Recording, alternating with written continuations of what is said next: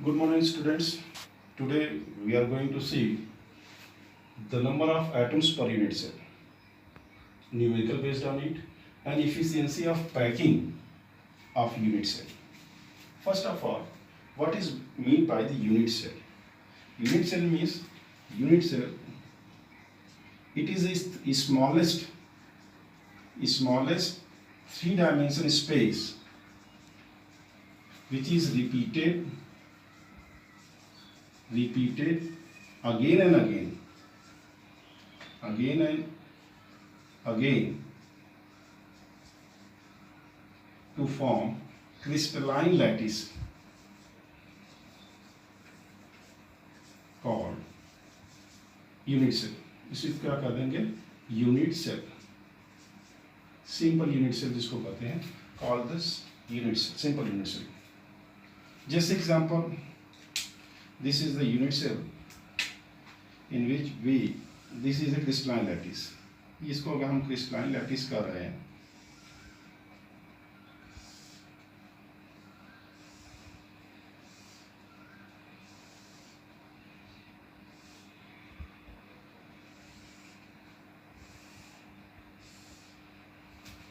this is a crystalline whole, this one is a crystalline lattice. ये पूरा क्या है? crystalline lattice है. crystalline lattice. The smallest portion which is repeated again and again to form the crystalline lattice, and this is known as the unit cell. इसी portion को हम लोग क्या बोलेंगे? ये जो बोल्ड कर रहे हैं, इसी पोर्शन को हम लोग क्या बोलेंगे? इस पोर्शन को this is called the unit cell. इसी को हम लोग बोलते हैं यूनिट सेल. Unit cell. जैसे कि अगर आप देखें कि एक चबूतरा बनाया हो तो उसको हम लोग क्रिस्टलाइन लैटिस कहते हैं. उसमें जो एक ईंट लगी है उसको हम लोग यूनिट सेल कर सकते हैं. यानी unit cell is this smallest portion which repeated again and again and form the whole crystalline lattice, that is called the unit cell. अब यूनिट सेल की बात हम लोग कर लिए तो हम सिंपलेस्ट यूनिट सेल लेके आगे बढ़ते हैं. सिंपलेस्ट जो यूनिट सेल है, यूनिट सेल ये दो तरह का होगा. एक primitive unit cell, primitive unit cell जिसको सिंपल यूनिट सेल भी बोलते हैं. Simple unit cell.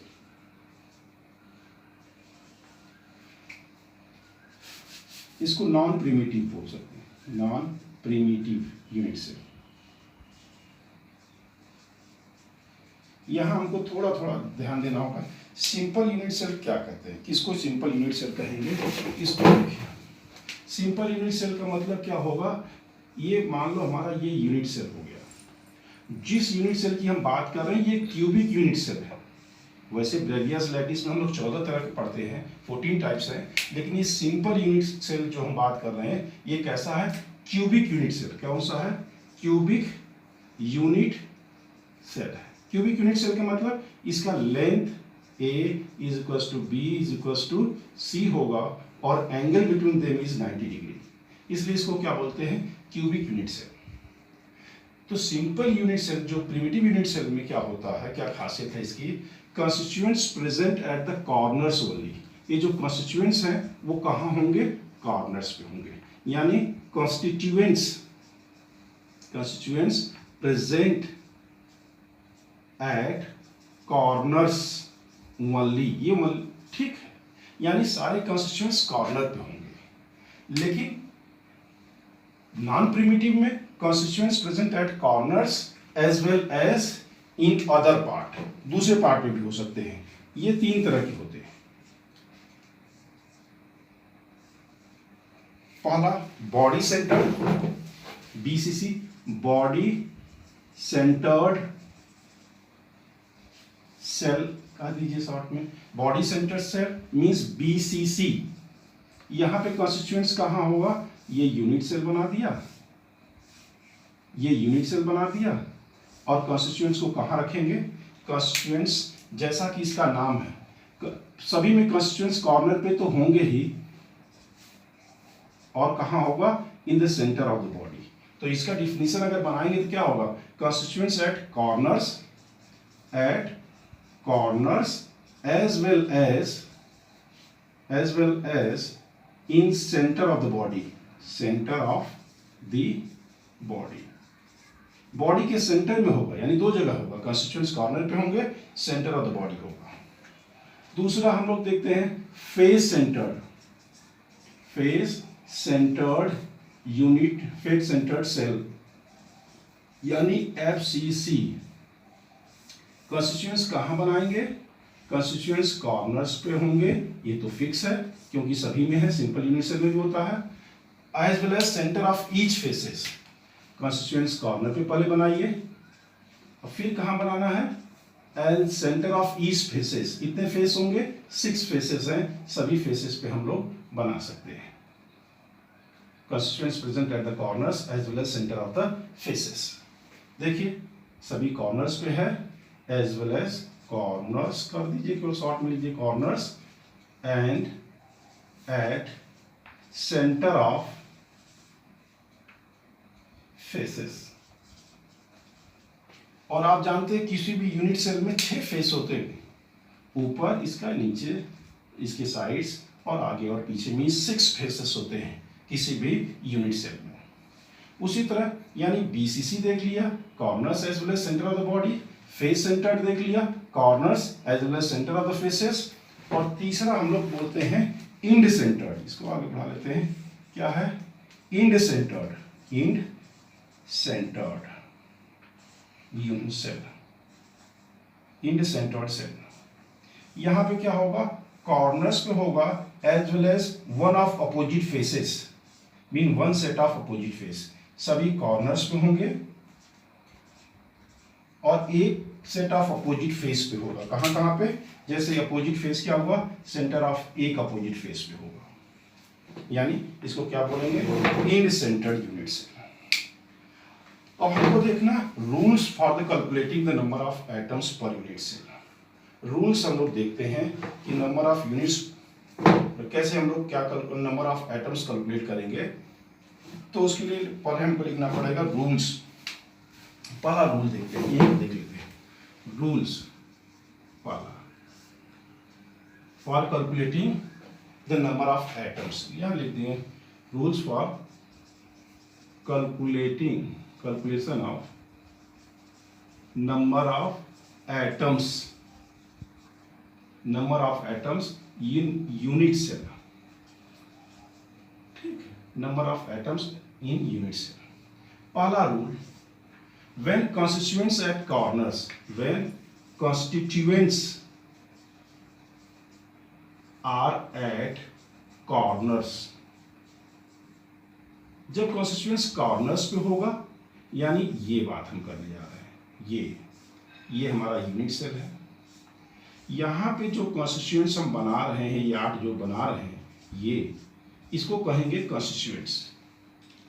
ये constituents जो है वो पूरा इस यूनिट सेल का नहीं है, क्योंकि अगर हम कोई यूनिट सेल बनाते हैं, सपोज करिए हमारे पास ये है, ये यूनिट सेल अगर इसको मान लेते हैं, ये तो क्यूबाइड है लेकिन इसको क्यूब बना ले, तो क्यूब मान के चले, तो ध्यान दीजिएगा अगर हमारे पास ये यूनिट सेल्स हैं, तो ये अगर यूनिट सेल है तो इस यूनिट सेल में अगर कंस्टिट्यूएंट्स कॉर्नर पर रखा हुआ है, कंस्टिट्यूएंट्स कॉर्नर पर रखा हुआ मतलब यहां रखा हुआ, ठीक है, ये कंस्टिट्यूएंट्स है। ये 3 डायमेंशन बनाने के लिए इसके ऊपर भी रखना पड़ेगा, यहाँ पे भी रखेंगे, यानी सभी चारों माचिस की डिब्बी पर रखेंगे। तो ये जो कॉन्स्टिट्यूएंट्स था यहाँ पे, यानी एक स्फेरिकल बॉडी जो यहाँ पे है, वो इसमें से कितना होगा? एक के अंदर 1/8 होगा। ये क्यों? क्योंकि ये कॉर्नर 8 अदर यूनिट सेल से घिरा हुआ है। तो क्या कहेंगे? When constituents are at the corner, it is shared by 8 other unit cell. Therefore contribution for a unit cell is 1/8। इसका कंट्रीब्यूशन यानी इसमें कितना होगा? तो 1/8 होगा। जैसा कि हम लोग देख रहे हैं कि यहाँ एक कंस्टिट्यूएंट्स दिखाई दे रहा, लेकिन इस यूनिट सेल में कितना होगा? This will be the 1/8 part, 1/8 part. यानी अगर कोई भी कंस्टिट्यूएंट्स कॉर्नर पे है तो इस यूनिट सेल में उसका कितना है, 1/8 है। दूसरा रूल, जब कॉर्नर पे था तो हम लोग देखते, दूसरा देखते जा रहे हैं, when constituents are at centre of the body. दूसरा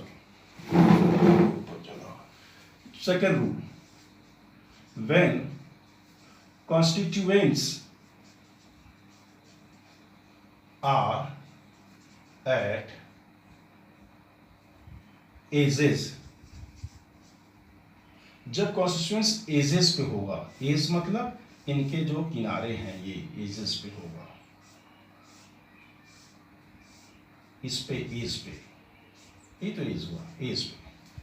अब ध्यान दीजिए फिर से, अगर हम देखें ये यूनिट सेल है, अब इसकी पहले तो एक यूनिट सेल में 12 एजेस होते हैं, 1 2 3 4, इसी तरह तीनों साइड में देखेंगे तो 12 एजेस होते हैं। एक यूनिट सेल में कितने एज हैं, 12। अगर कोई कॉन्स्टिट्यूएंट्स यहाँ है, इस पोर्शन पे रखा हुआ है, ठीक है, तो अगर आप रख के देखिए यहाँ पे अगर कोई है एज पे, तो ये क्या होगा, यहाँ पे कोई कॉन्स्टिट्यूएंट्स है, इसके ऊपर रखे हैं अगर, तो ये कॉन्स्टिट्यूएंट्स 4 अदर यूनिट सेल में शेयर होगा। यानी when the constituents are at edges, it is shared by 4 other unit cell। ये और 4 यूनिट सेल से शेयर्ड है, therefore इसलिए क्या हो जाएगा, therefore its contribution is 1/4। इसका कंट्रीब्यूशन कितना हो जाएगा, इसमें कितना हो जाएगा, यहाँ पे कंस्टिट्यूएंट्स का क्या हो जाएगा, 1/4 हो जाएगा। जब नंबर ऑफ यूनिट सेल निकालेंगे एज पे रहेगा तो उसका कंट्रीब्यूशन कितना होगा, इस यूनिट सेल में कितना होगा, 1/4। तीसरा हम रूल देखते हैं, रूल थर्ड जो हमारा था ये, when constituents are at center of faces, जब सेंटर ऑफ फेस पे हो, सेंटर ऑफ फेस क्या होता है, जैसे हमारा ये यूनिट सेल है, अगर unit cell cubic unit cell की बात कर रहे हैं, क्यूबिक यूनिट सेल की बातें चल रही हैं, यूनिट सेल का मतलब यहाँ क्यूबिक यूनिट सेल ही है, ठीक है। इस फेस पे जो होता है, फेस के सेंटर में जो रखेंगे उसको बोलेंगे फेस यूनिट सेल, यहाँ पे। अब फेस, जैसे यहाँ पे कोई रखा हुआ है, फेस पे रखा हुआ है, अगर हम यहाँ पे रखें फिर 3 डायमेंशन बनाए, तो ये फेस वाला जो एटम है वो 2 यूनिट सेल में डिवाइड है, ठीक है। यानी when constituents present at the centre it is shared by, तो क्या हो जाएगा, ये कितने से शेयर है, it is shared by 2 unit cell, 2 unit cell, क्योंकि इसके ऊपर भी कोई होगा ना, तो आधा उसमें होगा आधा इसमें, तो इसलिए इसका कंट्रीब्यूशन क्या हो जाएगा, 1/2। Therefore its contribution for unit cell is 1/2। ये क्या हो जाएगा, 1/2 हो जाएगा। लास्ट हम लोग फोर्थ रूल की बात करते हैं, फोर्थ की rule number 4, when constituent present in the body, when constituents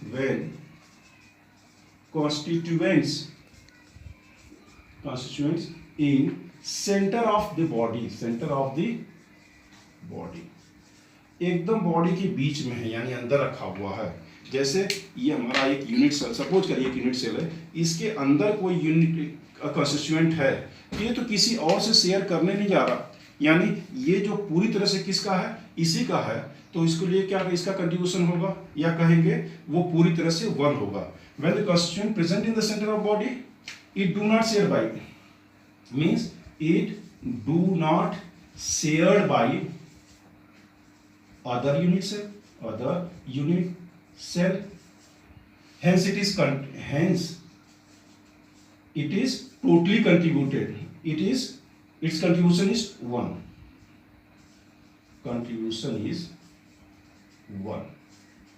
यानी उसका पूरा का होल कंट्रीब्यूशन इसी में रहेगा। तो ये हम 4 रूल देख रहे हैं, काला कॉर्नर्स पे होगा तो उसका कंट्रीब्यूशन 1/8 होगा, यानी कॉर्नर पे जो एटम रखा हुआ है उस एटम का इस यूनिट सेल में कितना भाग है, 1/8। दूसरा हम लोग देख रहे थे अगर एज पे कोई कंस्टिट्यूएंट है तो ये पूरा इसी का नहीं है, कितना है 1/4 है। तीसरा अगर फेस पे है कोई एक स्फेरिकल एटम रखा हुआ है, स्फेरिकल एटम है फेस पे है तो ये पूरी तरह से इसका नहीं है, कितना है उस स्फीयर का 1/2 इसमें है, 1/2 नेक्स्ट यूनिट सेल में है। उसी तरह when the constituent is present in the center it do not shared by other, ये दूसरे से शेयर करने नहीं जा रहा तो पूरा क्या होगा इसी यूनिट सेल का होगा, यानी इसका कितना होगा 1। अब हम लोग देखने जा रहे हैं कि number of atoms in BCC, number of atoms in BCC. अब नंबर ऑफ कैलकुलेट करने जा रहे हैं,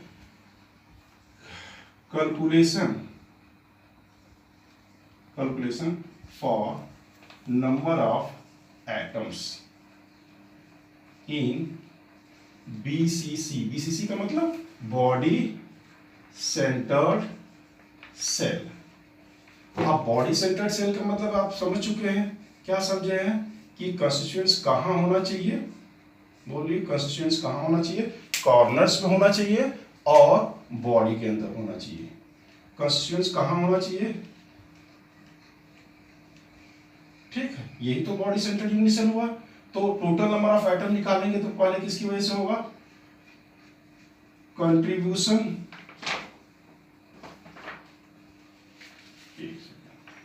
ठीक है, कॉर्नर्स की वजह से कितने होंगे, कॉर्नर्स की वजह से होगा प्लस सेंटर ऑफ बॉडी की वजह से होगा, ठीक है। कॉर्नर्स कितने हैं 8 कॉर्नर्स हैं, एक कॉर्नर का कंट्रीब्यूशन कितना है 1/8 plus centre of the body तो पूरा होल कंट्रीब्यूशन होगा, यानी अगर हम इसको देख लें तो टोटल नंबर ऑफ एटम्स कितने हो जाएंगे 2 एटम्स हो जाएंगे। नंबर ऑफ एटम्स को हम लोग जेड से रिप्रेजेंट करते हैं, यानी फॉर बीसीसी के लिए जेड की वैल्यू क्या हो जाएगी 2 एटम्स। यही एकदम अच्छे से समझ लेंगे।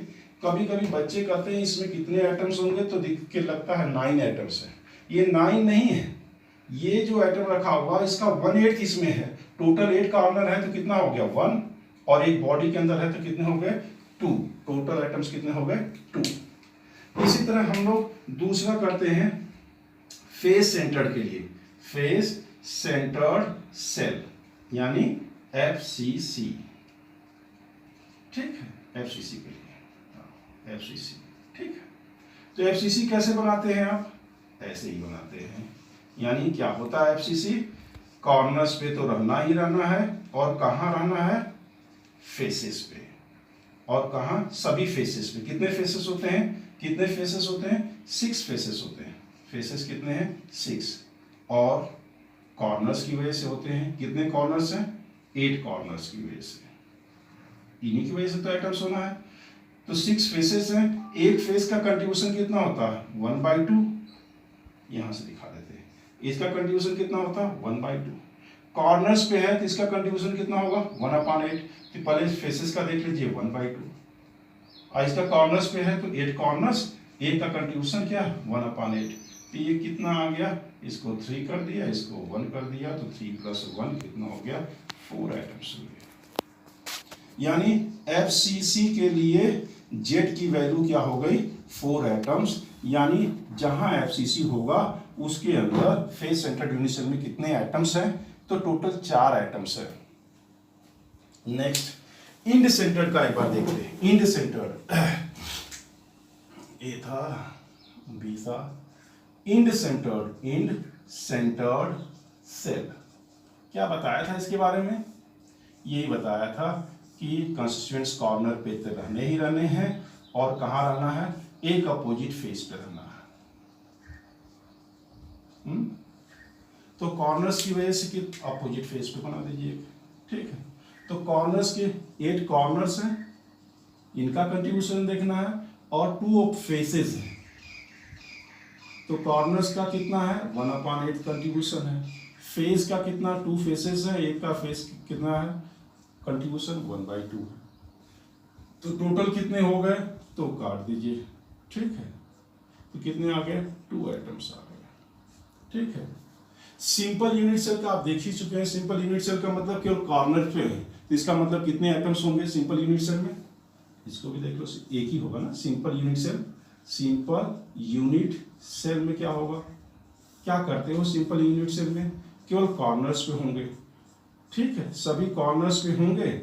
तो क्या करोगे, 8 कॉर्नर्स हैं और तो कोई कंट्रीब्यूशन है नहीं कहीं पे, तो एक कॉर्नर का कंट्रीब्यूशन कितना होता है, 1/8 होता है। तो 1/8 करोगे तो कितना आ आएगा 1 एटम, यानी जेड की वैल्यू कितनी हो जाएगी 1 एटम। किसके लिए, सिंपल यूनिट सेल के लिए। ये हो गया। अब आप एक बात ध्यान दीजिए, Z means number of atoms per unit cell. BCC में कितने एटम्स होते हैं, तो 2। फेस सेंटर्ड यूनिट सेल में कितने हो जाएंगे एटम, 4। इन सेंटर का उसी तरह 2 कैलकुलेट करेंगे। सिंपल यूनिट सेल में कितने एटम्स होंगे, 1। अब इस पे हम लोग बेस न्यूमेरिकल्स करेंगे। न्यूमेरिकल्स पहले हम आपको बोल दे रहे हैं कि कैसे करने हैं, उसके बाद हम लोग देखेंगे। जैसे पहला न्यूमेरिकल,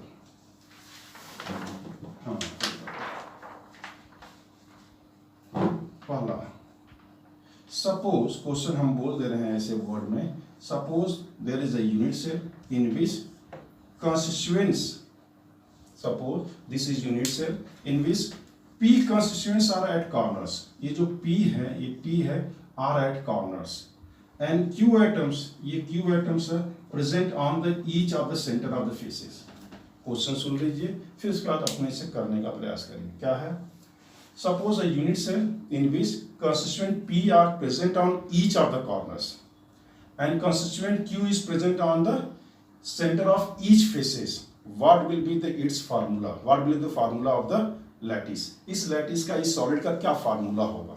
तो पहले क्या देख रहे हैं, कॉन्स्टिट्यूएंट्स p कितने हैं, नंबर ऑफ p एटम्स कितने होंगे, p के एटम्स कितने होंगे। तो कैसे निकालते हो, p कहाँ है, कॉर्नर्स पे है। कितने कॉर्नर्स हैं, 8 कॉर्नर्स हैं। एक कॉर्नर का कंट्रीब्यूशन कितना होता है 1/8, यानी कितना आइटम हो गया, p का आइटम कितना हो गया 1। इसी तरह नंबर ऑफ q एटम्स कितने होंगे, बोलिए। तो q कहाँ पे है, on each centre of faces. कितने फेसेस है, 6। एक का कंट्रीब्यूशन कितना है 1/2, तो टोटल कितने आइटम हो गए 3।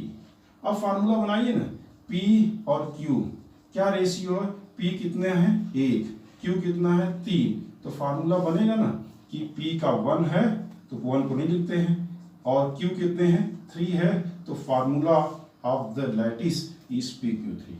Means this formula of this unit cell is, formula of this lattice is PQ3। इसका फार्मूला हो गया। फिर से दूसरा सवाल हम लोग देख रहे हैं, क्वेश्चन 2 कर रहे हैं।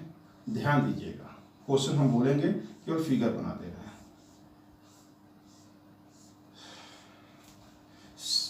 This is the unit cell in which A constituents present on each corner, constituents B present on each center of the faces, and constituent C present in the center of the body। So what will be the formula, what will be the formula of solid unit cell, formula of unit cell। what will be the formula of lattice, crystalline lattice। क्या formula होगा इसका, इस solid के लिए हम क्या formula use करेंगे। तो अब आप समझने लगे हैं, ये कहाँ है, सभी कॉर्नर्स पे है।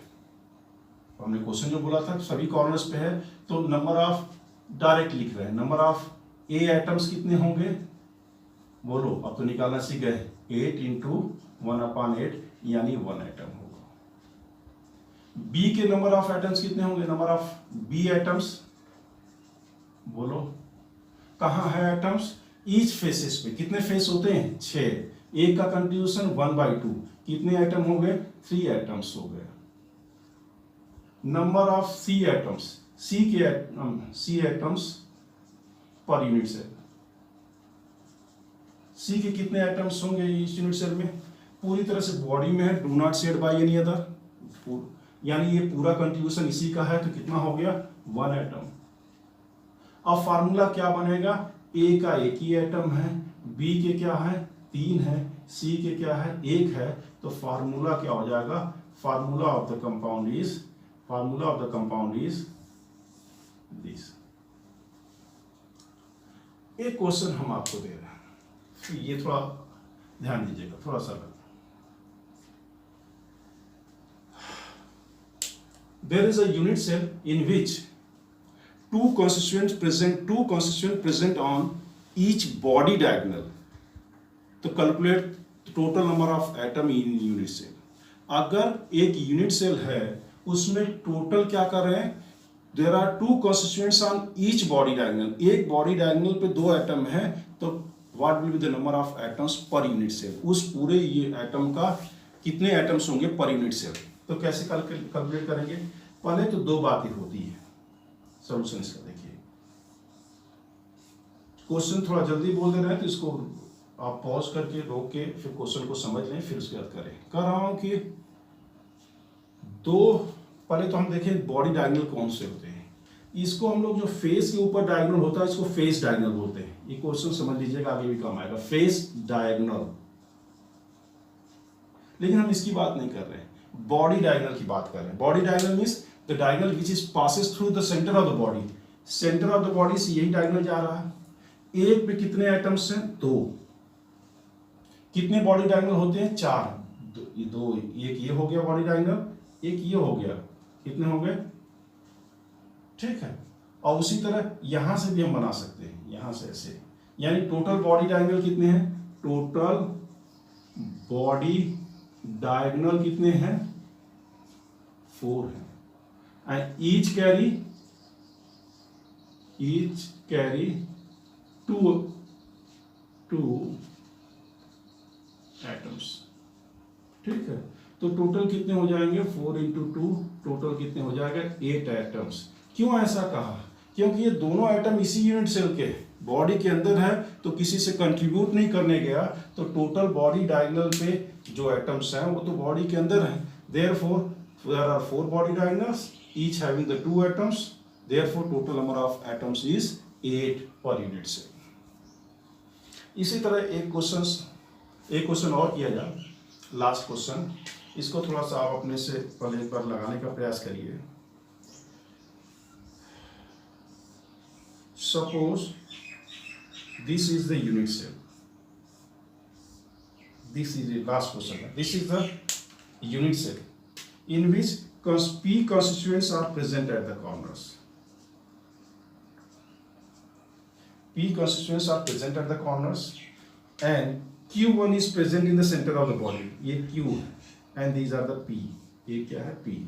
But one P constituent is missed from their appropriate side. एक P जो है अपने जगह से हट जाता है, तो what will be the formula of the compound? Then what will be the formula? What will be the formula of compound? फिर से हम बोल रहे हैं, क्या है? For example, here there is a unit cell. Each unit cell in which constituent P is present on each corner, and constituent Q is present in the center of the body.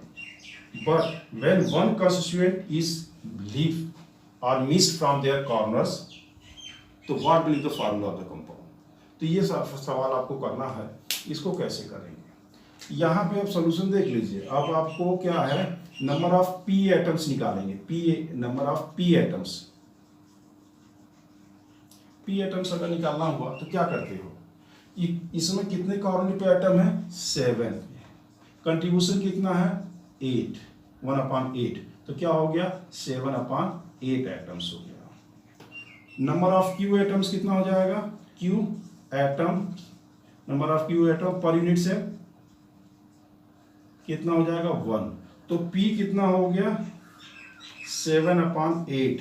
Q कितना है? 1। तो formula क्या बनेगा? P7Q8। This will be the formula. ये इसका क्या होगा? Formula. अभी हम लोग थोड़ी देर बाद इसको इफिशियंसी ऑफ पैकिंग को देखेंगे नेक्स्ट वीडियो में। नेक्स्ट वीडियो में हम लोग इफिशियंसी ऑफ पैकिंग देखेंगे।